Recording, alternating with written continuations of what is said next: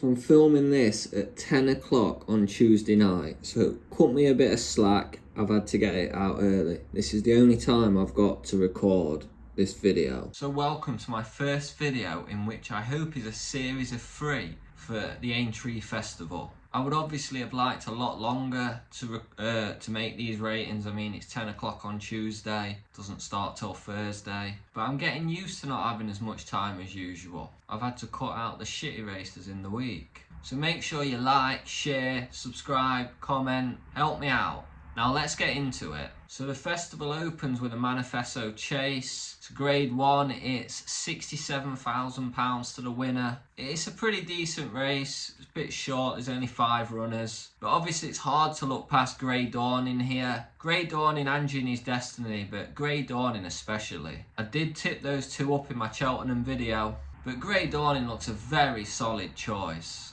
I mean, Skelton should have him fit and firing, so if he turns up, I can't see him being beat. Ilatet Tomps is a favourite of the vlog and definitely has a chance. But me personally, I can't look past Grey Dawning. In fact, I think Grey Dawning will probably go off Even's favourite. It's currently 11-8. But I'm not telling you anything you don't know here. It's pretty, you probably got to stick to one of them 3, haven't you? So let's move on. Let me know who you're going for. I'm nearly certainly going to be a favourite backer in this first race. I can't see this horse drifting. Like I say, it's more likely to go off Evens than drift. But don't want to waste anyone's time. Let's move on. Next up is the Juvenile Hurdle. Another grade 1, £61,000 to the winner. Vast improvement could be expected from juvenile hurdlers. Personally, my eye is drawn to Cargeese, the female of the field.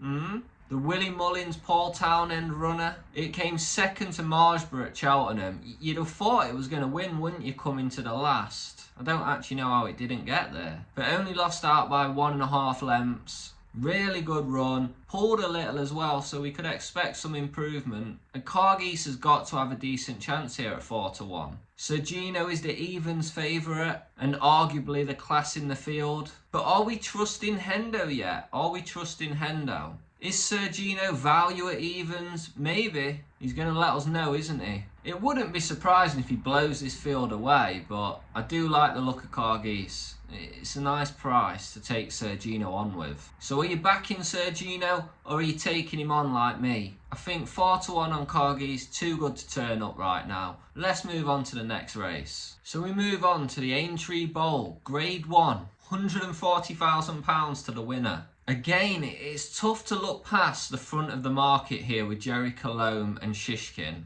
Even at 6-4, Jerry Colombe looked backable to me. I can only see Shishkin in this field troubling Jerry Colombe. But if Jerry Colombe reproduces that Cheltenham effort, he's going to win this race, isn't he?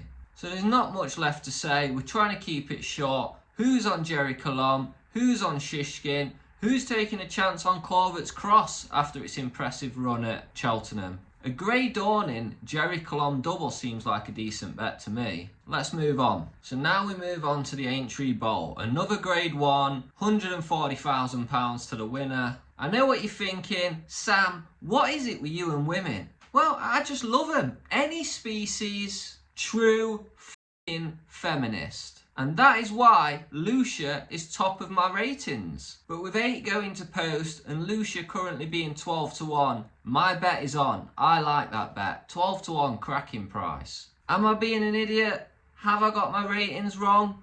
Possibly. But I've got to trust the ratings. Lucia finished just 3.5 lengths behind Stateman at Cheltenham. And maybe I'm overvaluing that race. But it is what it is. It's done. They can't be changed now. Well, they could, but it's too much work. So who are you going for in this one? Bob Ollinger, Imperial Passe, however you say the name? Or are you joining me and backing the lady at 12-1? Have we got any Langer Dan backers in there after his win at Cheltenham? I know a couple of people actually tipped that up in my comments for my Cheltenham video. What about Marie's Rock with the weight she gets? Could she be competitive? I do feel like with Marie, you never know what you're going to get, do you? But yeah, I'm backing Lucia. Let me know who you're backing and let's move on. We're not doing the 5 past 4 because I didn't have enough time. So we're moving on to the 20 to 5. This is the Red Rum Handicap Chase. £56,000 to the winner. Ridiculously tight handicap on my ratings. Hard to rule any of these out on ratings alone. My ratings are just all over the place. I'm not too confident in this race having great ratings, but I'm just being honest. Unexpected Party did come out top of my ratings and that is the current favourite, but Unexpected Party is not the easiest for me to trust. It ran really well at Cheltenham, but before that had finished 9th, 4th, 5th,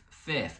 And has been beaten by 50 lengths on 2 different occasions in that time. My handicap ratings have thrown up some decent each way prices, if that's where you fancy betting. Sam Brewitt had a decent Chase debut and could be interesting off bottom weight at a decent price. 14 to 1, could improve. I like that bet. Triple Trade always shows up well on my ratings, but I just don't trust it after his last 2 runs. Hon Public and Heltenham deserve a shout out. Not too much to say on this race. Use the ratings. It's extremely tight. One of the races where I don't think you can go too far wrong with whatever you bet. Let these ratings help your study. I'm not sure how I'll play it yet. Might just dutch a few at higher prices. So let me know how you're playing this race. I'm really interested in this race. It's a tough race to work out where the value is. And we're not doing the last race either because it's just a national hunt flat race. Wasting my time breaking that down. So let me know your nap, your best bets, your best multiples,